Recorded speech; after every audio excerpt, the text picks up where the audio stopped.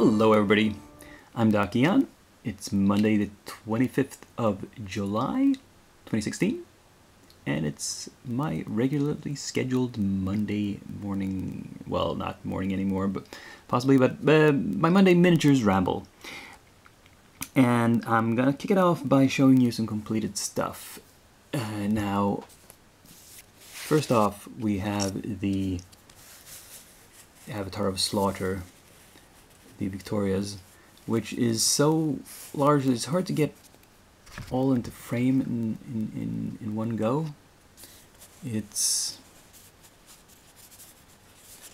a complex piece. Let's see, where's the focus point? Yeah, I'm okay with how it turned out. It could always have been better, but yeah, it's pretty good. And second, I finished this demon or devil woman that had been lying around or just started for a while. I went with lighter colors here. I mean, you usually paint fiends and demonic creatures very dark, but since I had already done this base, and by the way, the base was done a long time ago when I first started this miniature. It's one of my early attempts at using crackle medium. It's not very successful. You can barely see the cracks. This is supposed to be red underneath the black. You would never notice unless I pointed it out. But because the base is so dark, I painted the figure itself in somewhat brighter colors, and including the wings, which are, well, bright despite being highly contrasted. The figure itself doesn't have that much contrast, but you know, it was an interesting experiment. The other thing I finished is these little flying dudes, the Waspkitos. They're called that because I painted them up like wasps. See the tail end here?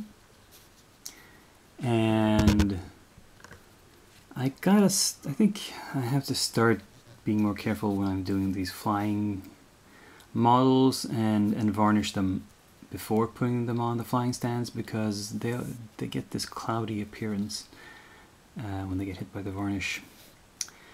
And I've tried to vary them up a bit by having the wings in different positions. Now,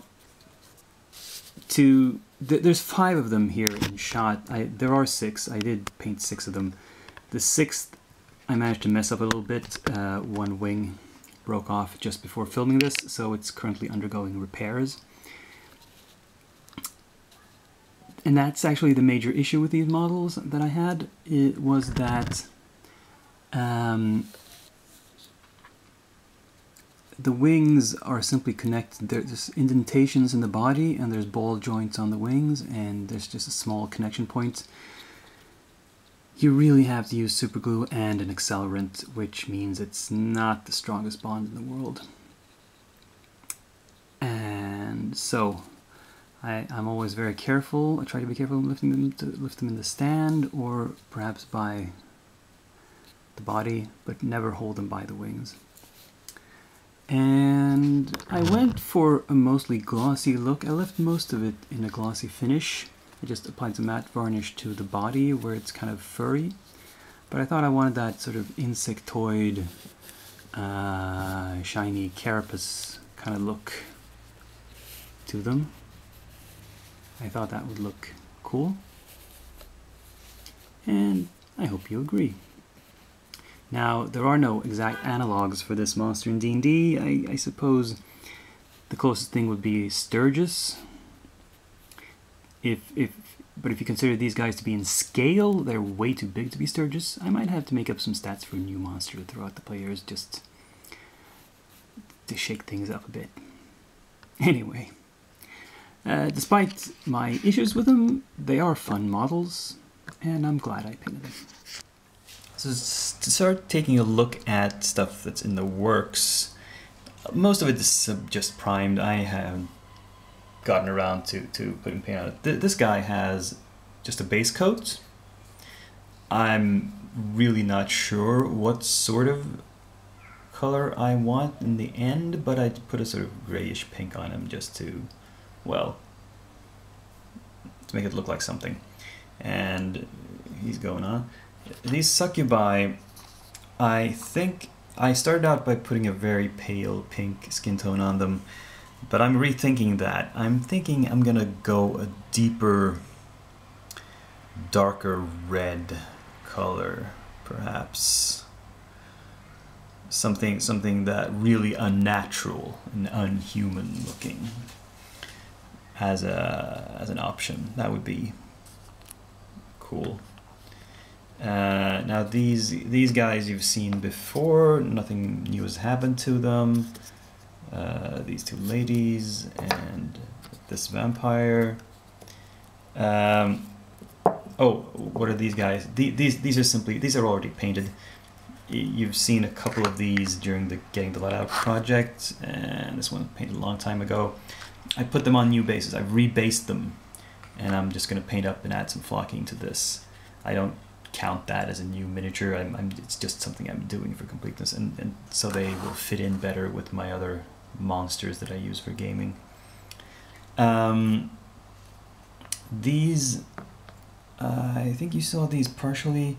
This is the Gypsy. I'm putting her on a base of this sort. It's going to be dirt and grass base instead of a stone base like the others. The others that are not on bases will mostly be placed on bases like this one, cobblestone, and they'll be pinned to them. This here is sort of a evil wizard type. You saw him in pieces last time, I think. Now he's fully assembled and primed. And I've even gone on to a couple of the Reaper minis. I have primed up these two ghosts, and I have an idea in mind about how to paint them to make I'm going to try to make them look a bit translucent with very pale shades.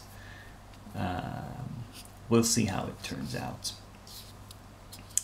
And yeah, okay, so I'm gonna have to cut now to look at some minis that wouldn't even fit on this table.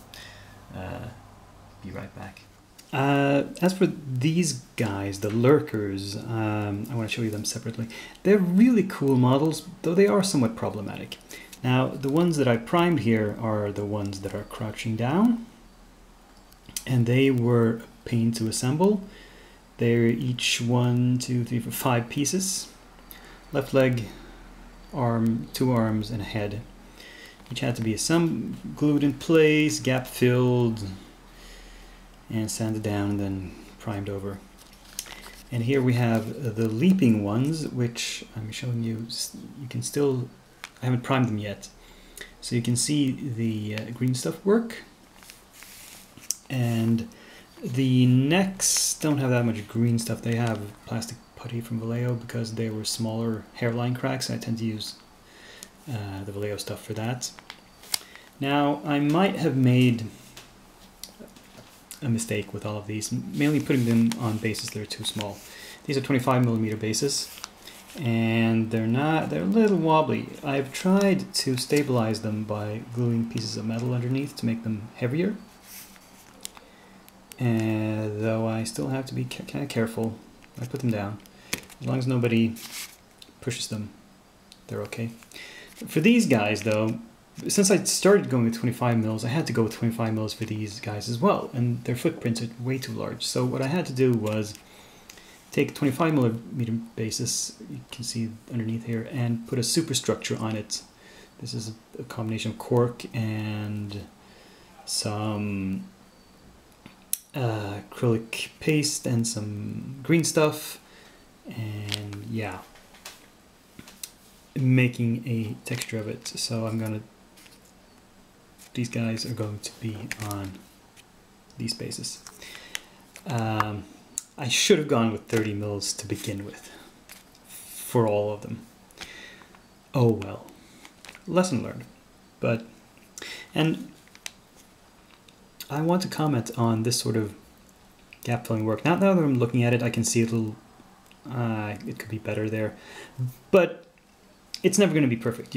I've slaved at this for like hours, trying to make it as smooth as possible, hiding the joints as possible, hiding my fingerprints as much as possible. But at some point, you're just going to have to give up and say it's good enough. I mean, I did for these, and the primer kind of hides any imperfections, well, though you can sort of see a seam there at the neck if you're looking really hard. Don't look really hard. And, oh, they're falling over because I pushed them. And, yeah.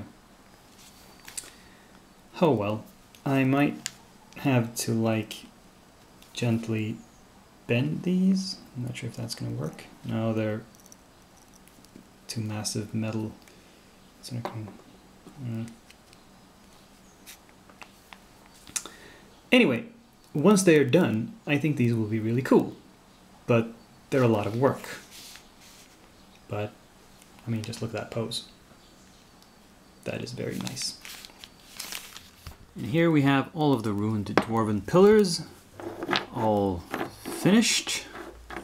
The ones up front are the smaller pieces that I did, well, last week already. And these ones are newly polished, almost, I said. But, yeah, I think they look like quite respectable ruins. Good job. And for other scenery projects, I'm still working away on this thing. I've done a little work on the stone texture, but yeah, there's quite a while left to go on it. Yeah, not much more to say, really.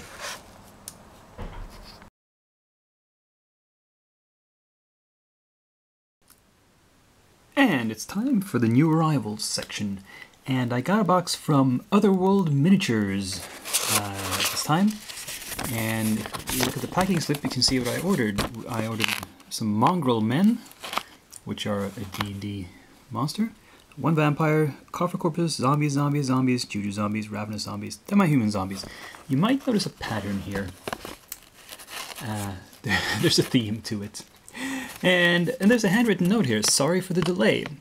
I didn't notice they were that delayed, but whatever. It seems, I haven't gone through exactly what's in here, but it seems like they actually threw in some extra minis as, like, to say sorry for this apparent delay. They didn't realize they were making it more difficult for my numbers. But as you can see, they are unfortunately, only one of them is in a blister. This is the Demi-Human Zombies pack. The rest are in plastic baggies. So I haven't actually sorted through all this yet, but I think you can tell that these are zombies of some sort. And zombies, more zombies. Oh, here's the vampire. Let's see if we can open this up and get it.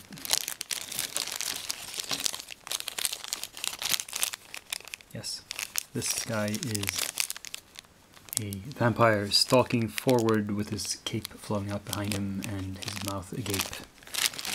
And these are the mongrel men, I believe. Let's see what we've got. Yes. The mongrel men in D&D are kind of, they're sort of like Dr. Moreau's experiments in that H.G. Wells novel, in that they have a combination of human and animal traits in a kind of random way. It's not like certain races of beastmen that always have a certain combination of humanoid and animal traits, but the mongrel men, as the name indicates, are mongrels. They're kind of patchwork. They're a bit of A little bit of this, a little bit of that. And what's in here? More zombies. Got the zombies coming out of my ears now.